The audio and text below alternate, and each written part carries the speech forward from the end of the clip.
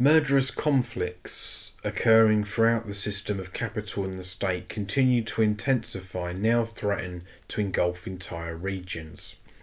Both the wars in Eastern Europe and the Middle East drag on into another year and become increasingly barbarous. Starvation, mass killings, ethnic cleansing, kidnappings, humiliation and torture are clearly encouraged by the capitalist class.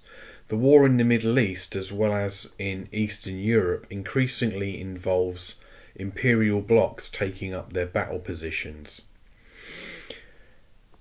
As such, effective resistance often demands great bravery on the part of members of our class, their companions, supporters and friends. In this context, a number of us know the names Tal Mitnick and Yuval Dag.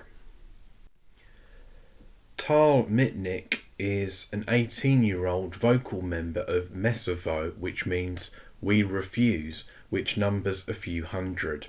Tal became the first open objector to serving in the IDF since the start of the current conflict and cited his opposition to the attacks upon the collective population of Gaza as a reason. For Tal considers the attacks a, quote, murderous revenge that does not address the root cause of the conflict. Meanwhile, Yuval Dag is a 21-year-old who served 64 days in Neve Zedek military prison in Tel Aviv last spring. He was supported as a prisoner of conscience by Amnesty International and has, if anything, become increasingly vocal in his criticism of the situation throughout the Middle East and in Gaza and the West Bank in particular since then.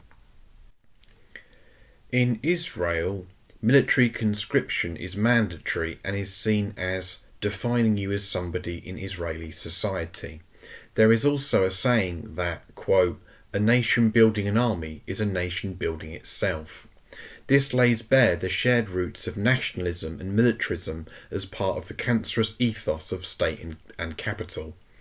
Dissent in Israel does have quite a lengthy tradition. However, outside of the ruling class, nationalist religious zealots and their supporters, who often get a pass on risking their necks, people there trying to avoid military service lately face massive obstacles and are at the least pressured to keep quiet or else.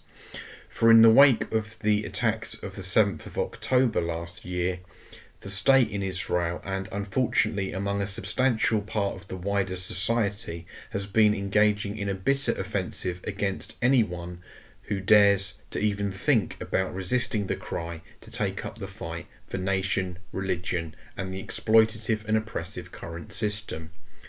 This reflects a call by the ruling class that increasingly imperils our class and humanity itself. It is likely then that for such reasons reports of actual open opposition to the draft in Israel during the Gaza war have not been publicised until very recently. However, in the last month, pieces on Mitnick, Dag, their friends and supporters have appeared. Of note too, these reports describe their increasingly determined stance, where they have made comments strongly alluding to the importance of internationalism among our class. Mitnick has appeared in embracing both radical anti-authoritarian and anti-militarist perspectives.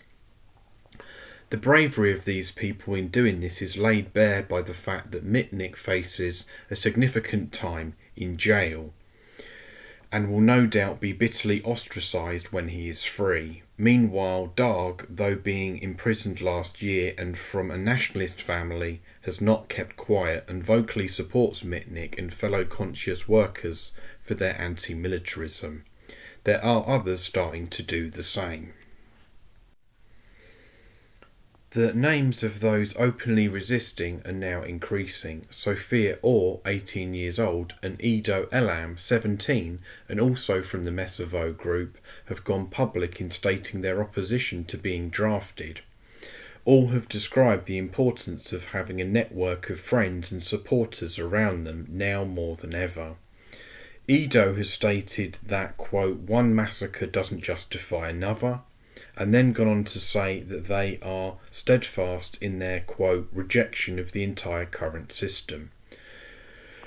Ido and Sophia fear both for their friend Tal in prison. They all share the same fate, and they are receiving death threats. However, being members of a group showing solidarity with each other has galvanised their collective determination.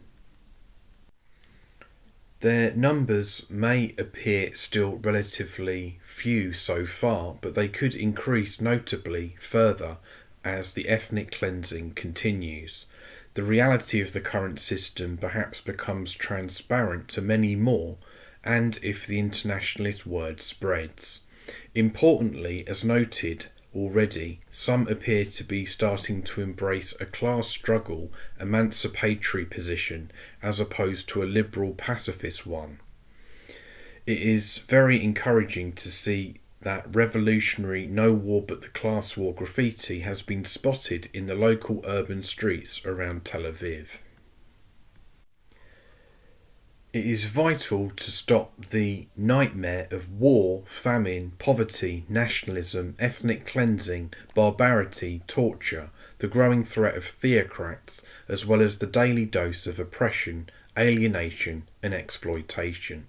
The anti-militarist class war is the only war which will unite us as an international working class to prevent a death spiral, to liberate ourselves and to finally live in harmony with this planet. Total respect to those resisting and to those who share the struggle in solidarity. Thank you for listening, everyone. All the best.